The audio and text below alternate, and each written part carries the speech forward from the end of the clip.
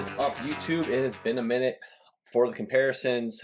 Today we are going to do the new Taxi 2025 Air Jordan 12 Taxi has returned. Not the greatest retro, I'll be honest. Right off the bat, I'll just say this. This is retro 3 times. I'll drop in Z Sneakerheads post, and you would think this may have been the first retro. And if this was the first retro, I would have said, damn, those look fake compared to the OGs. But here we are, 2025, and shape and cut is just not it. But anyway, before we do I'm not going to talk too much about that. Before we do the comparison, let's just talk about a few things. Let's go down memory lane. We have this poster for the Jordan 12. It's pretty cool. Just kind of show you guys layer by layer. Pause and read if you like. Don't want to be here all day. Pretty cool stuff. I posted this a few days ago on Instagram, but figured I would share it. I keep this inside the box with my Jordan 12 Taxi OG. So it's pretty neat little poster here, right here. So practice hard, Jordan 23, and he's got the beep beeps on. No tall socks, all scrunched down. He's got 23 socks on, which is pretty cool. But yeah, I thought I'd share that. And then we will just talk briefly about this new retro. Like I said, it is the 3rd time it's come out. Leather on the white portions, I'm okay with it. It looks pretty good. It feels good. I think these will break in nicely. The white portions anyway, I think look good. I'm not going to talk in high detail. It does feel pretty good. I was pretty impressed with the white panels. The box itself is massive, as you can see here, versus the other one. It's just oversized very much. Slide this out of the way. It's very, very oversized. The font's a little thinner on the Nike. Just do it. This is the OG box on the bottom. The swoosh is larger. The box is larger. It's even taller, the box. So again, I don't know why Jordan Brand just wants to make these boxes so massive. I'll turn this side too, just to see engineered. Again, you can kind of see. So the retro is actually, they were out of the 11, so I grabbed the 10.5. And OGs typically run a little smaller. It is really close side scale. I would say it's pretty much exact, because some of the OGs do. I get an 11.5 sometimes, and they fit perfectly like a modern day 11. And yeah, it's going to match up really well size-wise. Just wanted to show you guys the boxes first, and we're going to hop right into that comparison. All right, going right into it. Size 11, size 10.5, various size, similar scale. I match the soles up. They're pretty much right on point. The height on the OG, I always say the OG 12s have more height, and you can definitely see it here from the back all the way up to the front. Definitely a higher cut.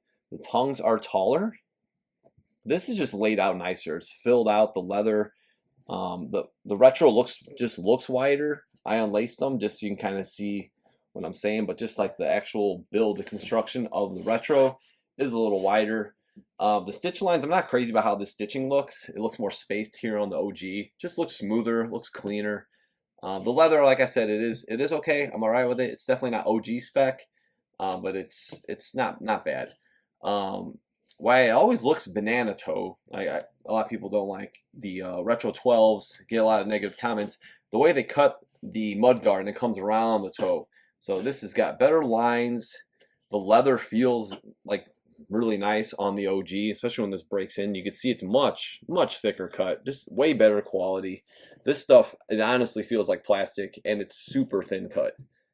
And obviously the actual cut itself, you can see how it kind of comes over. So when you see toe to toe, you'll see more what I'm talking about, the way it kind of alludes to the shape. Doesn't mean actually it's, fastened to the last tighter, but it just, the way it makes the lines of the shoe.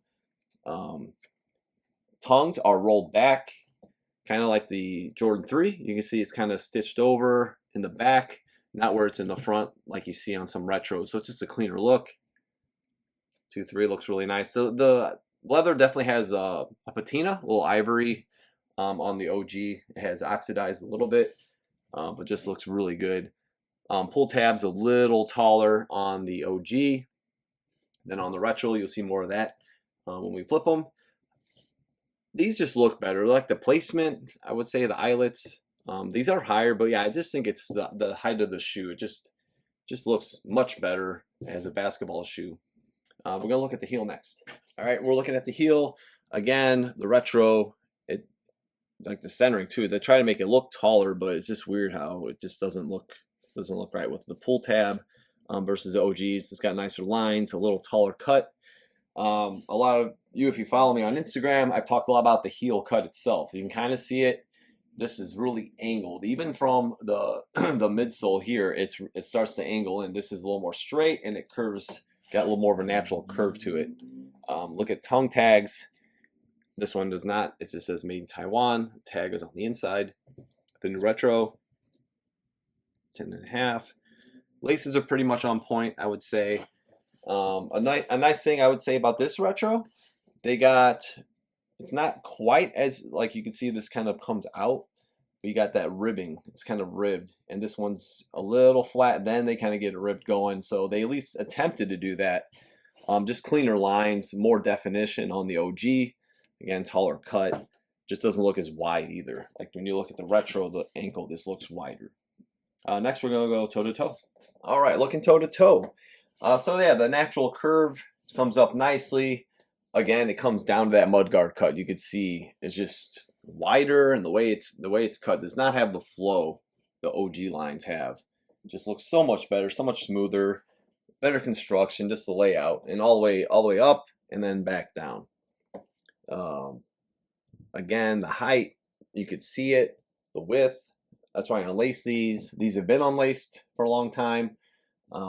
It's like day and night. Just the construction, the simplicity of this model and the construction is what's kind of bizarre.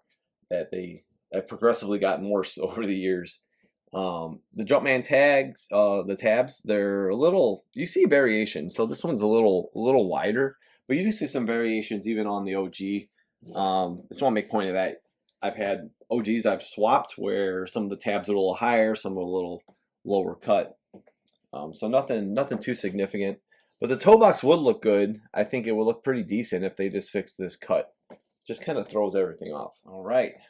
This is a good angle. Toe box is the toe box, of course, in the cut. But I wanted to show you guys the heel for the height. 1, 2, the paneling. That's the leather and the way how smooth and how great this leather feels. It's not bad again, but you just don't have the definition. You don't have it's almost seamless. Look at the stitching. The stitching's almost seamless, and this it looks very amateur. Not quality inspired by the greatest ever. Okay, this is the OG. This is inspired by the greatest ever, and that angle is gotten progressively worse. And it's this crazy curve again. It starts at the midsole. How this is a little more vertical. This starts at the midsole, curving and building up. So I don't know who's doing these projects for Jordan Brand, but like the AirTech challenges, amazing. For an example, like whoever's taking on these projects are definitely outdoing one another, one to the other. And the 12, as simple as the silhouette it is, should be better, especially the third time you make it. It should not be the worst version of the shoe when we're talking about shape and cut. And right here, we're seeing the worst shape and cut to date. Bottom line, it's unacceptable. These will not be kept. Okay, I know some people are like, why'd you grab them? I'm like, well, we have people that want to see this, so here it is. All right. So I'll take the time when I do have it and show something like this, but this is crazy to me. It just looks terrible. I would say this looks like something that would be fake if I had seen this as a first retro, like I mentioned earlier. Not good. So again, we see a little taller on here, a little taller cut, and obviously the lines are just so much nicer on the OG. Just a quick look on the medial side too, just to show you how clean the flow, the flag inspiration, Japanese flag inspiration with here, and this just does not have the flow. You see like the line like curves and like just like molded, the way it molded, like this is dead stock for how long, and it's just well kept, nice shape, great quality, and this is just subpar. Down to the lines here, it just doesn't look right. It doesn't have the same flow. Again, other retros, I'm sure the medial side looks better than this one. And again, the leather too is just not the same thickness. You get to see how thick this is versus this is super thin. I can imagine this is going to crease very nicely when it's worn too, but just way nicer quality on the OG. All right, quick look at outsoles. We got the OG on top and the retro on the bottom. The carbon fiber is really close. I think the black portions are just slightly wider on the OG. Reds are similar, just a slightly more vibrant. On this one, it looks fine. I think the actual shape of the outsole, it looks good. It's got very similar to what the OG specs are. A little smoother rubber. This one looks a little more just like rougher finish on the rubber itself. 23s pretty much match up nicely. Just wanted to show you guys a quick look at that. All right, just to show you guys the Jumpman on the inside. It's it almost has like a puffy, light, a little bit of a brighter red finish. You can kind of see an outline too. That's kind of what you see on the Air Jordan 11. The Playoff Low, it had that kind of stamp, which was the first Jumpman without the Nike Air. So then we can look at the retro. So it's a little darker red. It doesn't look bad, but at least they got sometimes we get like red insoles on black or black on white. So at least they got the correct insole color and stamp. All right, so that will do it for the video. Again, we have the 2025 Air Jordan 12 Taxi versus the OG, the original, the first Air Jordan 12 to release. Absolutely beautiful piece of art. Tinker Hatfield's at his finest. Overall, this sneaker, it could have been so much better. It could look better. It looks weird in hand, just the way it looks like it's cut. When you just look at the lines, like when you look from here and then you look from here, materials, I would say out of 10, I would just give these like a 5. I think that's generous. So I would say a 5 because this just does not look good. Like, look at that. That's wonky. I mean, maybe a 4.5. I don't know. I'll stick with 5. Heel. There's just so much going on that's wrong. I just do not like it. It feels weird. It's shorter cut.